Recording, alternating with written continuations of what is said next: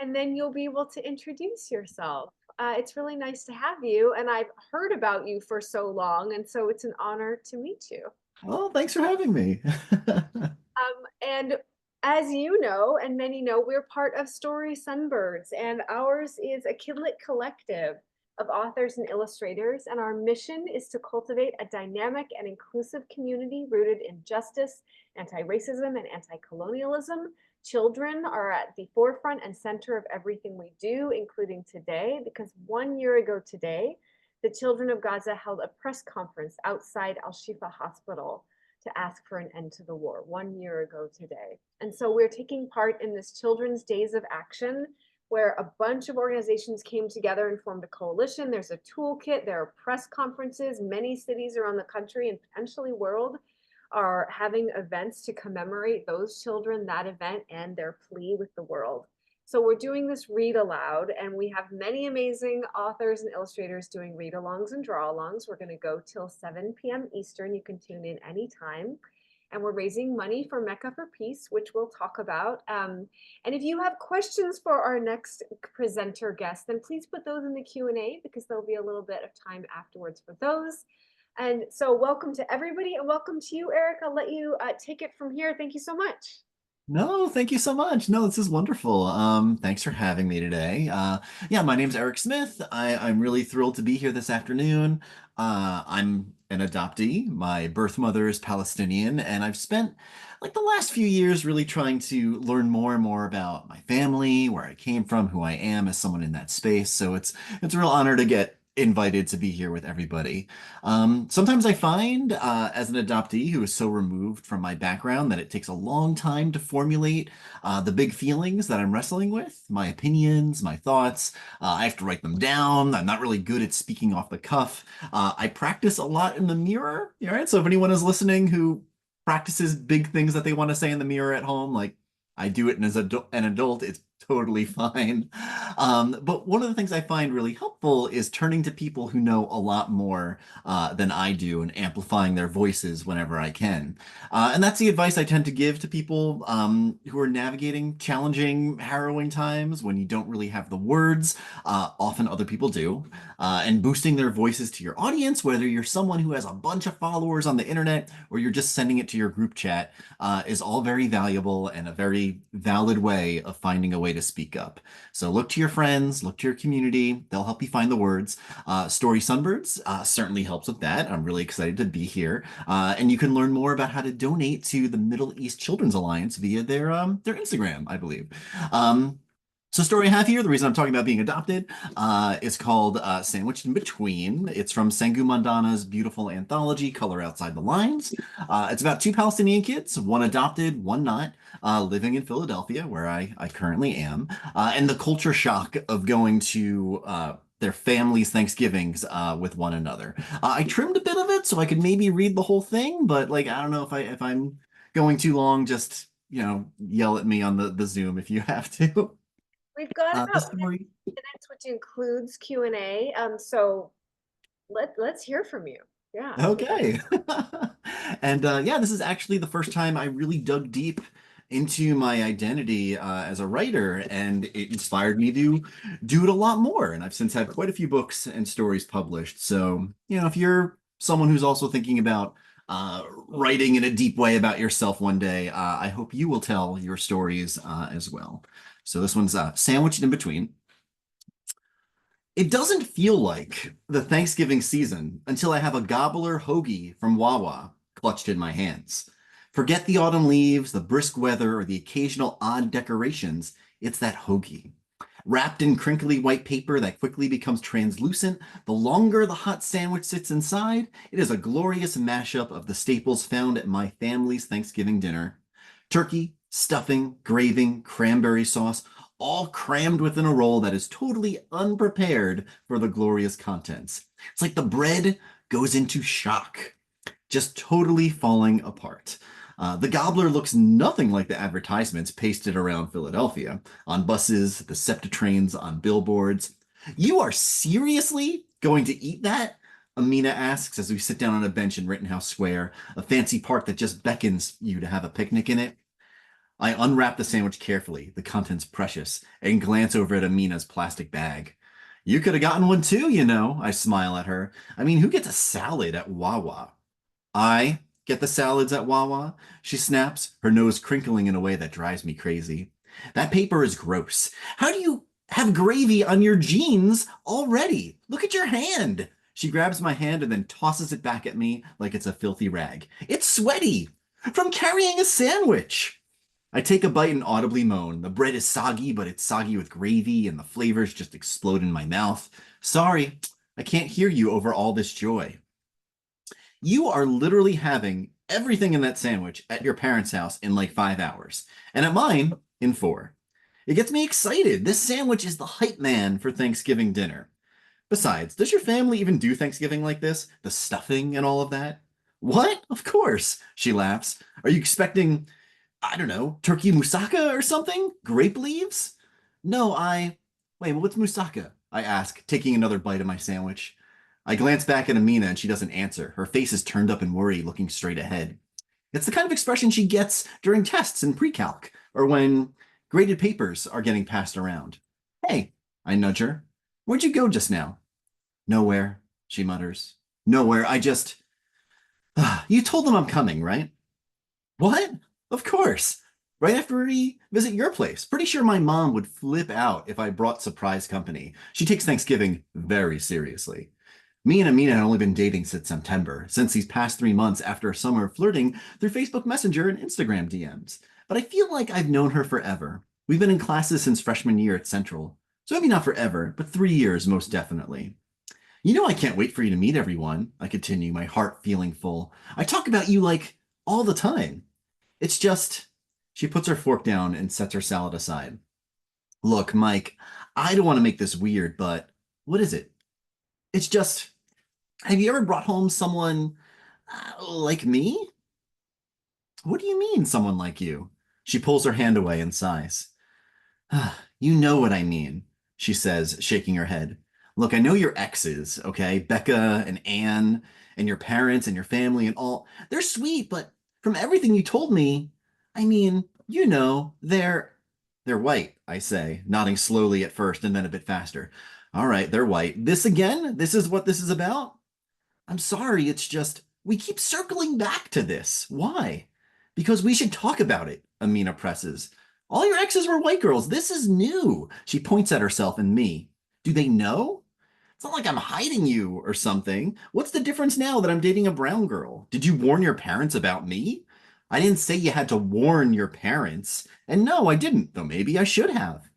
What's the difference between that and saying I'm dating someone like me? They've seen photos of us. And my parents are the last people in the world who are going to be racist. Would they adopt some ambiguously brown Middle Eastern kid if they were racist? My sister's from Honduras. My family is like a Saturday morning television special. One of those old ones you can laugh at on YouTube, in grainy, washed out colors with some powerful lesson about acceptance. The more you know. I'm just saying, Amina says, getting up, and I can hear her patience fading. You should maybe tell. There's nothing to tell, I exclaim. We don't even see color in my family, you know? There's a beat of silence in the air as Amina glares at me. Wow, she breaks the quiet first. What? Nothing, nothing. She shrugs. It must be nice. She grabs the little plastic container with her barely eaten salad and closes it up, tossing it back in the Wawa bag. Wait, where? I start. I'm going to go help my parents get things ready. I'm sorry if I messed up our lunch date. I reach out for her hands, and this time she takes one. What do I say to make it better? I have no idea what to say to any of this. She reaches out and pats me on the face. You don't have to say anything. You just have to shut up and listen more often. Amina's family lives in the quiet Queen Village neighborhood of Philadelphia, where smattered among the charming row houses, you can spot the occasional mansion tucked away in the brick. I've strolled by her home what feels like dozens of times, walking her there from class or after we've gone out, coming back from movies or rummaging for used books in Giovanni's room, my favorite bookshop slash nonprofit thrift store. I look at our house, dark copper stars hammered into the front, like most older Philly row homes. I take a step up onto the stoop. I ring the doorbell, a soft chime echoing from the inside. That's when I notice all the voices talking in there, blending together as footsteps sound off, making their way to the door. It swings open, and there's Amina. She smiles. There you are. She motions for me to come in. I walk in, and the house is an explosion of color. Deep reds and golds are everywhere. The air is heavy with delicious smells. Her family has furniture that doesn't look like it's been put together hastily after an IKEA visit. The extra pieces buried in a kitchen drawer someplace. Amina's family is already gathered around their kitchen table, which is this gorgeous piece of furniture. Everything in here feels older than me, as though it's the sentimentality is just pulsating in waves. There's history laced into every object. A cabinet with large glass doors, full of little pieces of kitsch. Couches covered in sheets of plastic, like they're too valuable to sit on. Paintings on the wall that are actual paintings, not prints from Target. So, this is Michael, Amina says. I turn back, and multiple sets of eyes look up at me expectingly. Hi, I say, waving awkwardly. There are two seats next to each other at the corner of the large dining table, and we walk over there. I sit, and the plate in front of me looks like it's seen some things, old with a few chips here and there, fading illustration of birds in the center. They were my great grandmother's. I glance up at Amina's mother, who nods at the plate and looks around the table. We bring them out for holidays and family gatherings. There's some strange swirling feeling inside my chest that I can't quite pin down, and I shake it off. She introduces me to everyone else around the table, her father, her sister, her uncle. She continues talking, nodding to everyone, and I just can't help it. This, this is the sort of family people expect me to have when they meet me. The sort I sometimes think about when I'm alone and everything is quiet, on long bus rides, when I can't sleep at night or I wake up too early staring at the ceiling. And it's not that I want this, it's that I feel like I'm supposed to have it, and I don't. And it's a weird, impossible emotion to pin down. Now I recognize that strange swirling feeling and why me and Amina keep having the same conversation. And suddenly I really want to get out of here. So, Michael, where are you from? Amina's aunt asks. I glance over at Amina and she immediately looks embarrassed. I mean, I'm from here, but I was born in Philadelphia. But I know that's not what she's asking. And it's not like this is a bad thing, it's just hard sometimes. But I'm Palestinian. Amina's entire family erupts in ooh and looks at one another around the table. When did your family move here? Are they first generation? Where in? Well, that's a little more complicated, I guess. I'm adopted, so I don't know. I don't know that much. Anything really. There's an awkward beat of silence, and I look around the table for something, anything to talk about other than this. It's never easy being this on the outside, but feeling different on the inside. It's not the person people see, and I never know how to talk about it. And then I see it. What is that? I ask, pointing at something on the table. Oh, that's my pumpkin and sweet potato moussaka, Amina's aunt exclaims. I look at Amina, trying so hard not to laugh. I'm sorry, she whispers, and then she looks at the food. And shut the hell up. We're getting closer to Fittler Square, the neighborhood my family calls home. It's a bit like Amina's neighborhood in Queen Village, row houses and the like, and the occasional stone building tucked between with large towering walls and big windows. I love my little neighborhood. Really, that's what Philly is, a bunch of little neighborhoods scattered all about. Have I mentioned I'm sorry? Amina asks as my parents' tucked away side street comes into view. There's nothing to be sorry about. I squeeze her hand. I'm used to that. I know, but I thought my family wouldn't be like that. Well, did you warn them about me? I ask, grinning. She smacks my arm. Those are the kind of questions that always come up. It's not a big deal, I sigh, though it kind of feels like it is. But I don't want to dig into it. It's my weight to carry, not someone else's. I promise my family will be cool. I hop up the stoop to the front door, I jiggle the doorknob, and before I can put the key in the lock, it swings open. It's my mom. Blonde hair, all smiles, her bright blue eyes welcoming. They flit over to Amina, and her face turns up an expression like she might cry. Mom, I start, Amina! She hugs her, who is staring, and she stares at me wide-eyed, like she has no idea what to do. We've heard so much about you. I'm here too, Mom, I mutter as she walks right by me again, leading Amina into the house. The table is already set, my father at the very end. Some of my cousins sit around the living room, plates in front of them, gossiping about who knows what. What can I get you? My mom asks, clasping her hands together, eager to please. Mom, it's okay, we'll just pick at stuff. We had food at her parents' house. Well, I hope you have room for dessert. And oh, how could I forget? She runs off, and I look at my dad, who shrugs and shakes his head. We have hummus, my mom exclaims, placing a platter down on the table, using the end of it to scoot the apple pie out of the way. And there it is, an impossibly large spread of store-bought hummus and olives and some poorly chopped up pita bread. I glance over at Amina. Her mouth is open just a little, like she's trying to figure out what to say. Excuse me, Mrs. Beckett. I have to make a phone call. She flashes a glare at me and walks out of the house. I told you that was going overboard, my dad grumbles, shaking his head. Seriously? I look at my mom to my dad, and my mom has a deer in headlights look on her face, like she can't process what just happened. I run out the door, and Amina is standing in the middle of the tiny street, looking down at her phone, and catches me as I close the front door. Told them about me? She asks. That's what they think? Amina, they didn't mean anything. My family didn't have some spread for what they assume you and your white family likes, like a platter from Panera Bread. That's not. I close my mouth and snort, trying not to laugh. You think that's funny? Well, come on. That Bread joke is kind of funny. I'm sorry. They really do mean well, I swear. And I did tell them about you. I talk about you all the time. It's just, ugh, my outside doesn't match the inside, and I just can't help that. Amina snorts. Oh, now you get to laugh. Maybe. Maybe it's like that horrible sandwich of yours, that gobbler mess. On the outside, you're so sure it's this one simple thing, and then inside, it's a jumbled disaster that doesn't belong together. Things you wouldn't assume based on what's on the outside. I'm not a sandwich, I say. There's a pause and a silence in the air, and then we laugh together. And there we go. Oh man, I did it. Okay, we got through it. The whole story. Incredible. Oh my Oh, goodness. thank you. Love the sandwich of the sandwich in your story. And also, I mean, that was just I felt really captivated the whole time. And it's interesting because you're an agent too, right? Um, Yes, yes. so know how to do that and how to spot that. And I'm curious about how, like, I found that really funny and captivating and really real and true to life. And I'm curious about you write YA, right? That's your Yeah, main specialty. And I just put this and some others on hold at the library while you were thank you. um, audiobooks. That's my thing right now. But I'm curious why you write YA and many love stories and many relationship stories and what that's like and why you choose that time period of your life and young people's lives.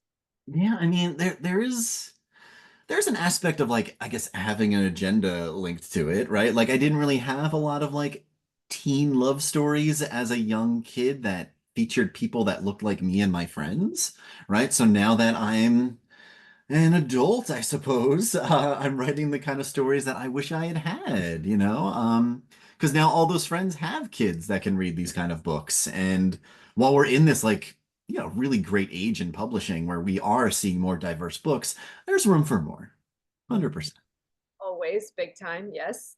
And I'm curious if you had a lot of love and relationships in your life. Is this too personal to ask if you were like dating and doing the thing and having the person over and we have hummus and like, does some of those things, we have hummus, like, does some of those things come direct from your life or they're more Oh, imagined? yeah. No, they come from my life. I adore my parents. They mean very well, and they are loving disasters sometimes. Well, that is a great title for your next book, Loving Disasters. Yes. Um, so we will need to wrap up because our next person will be here.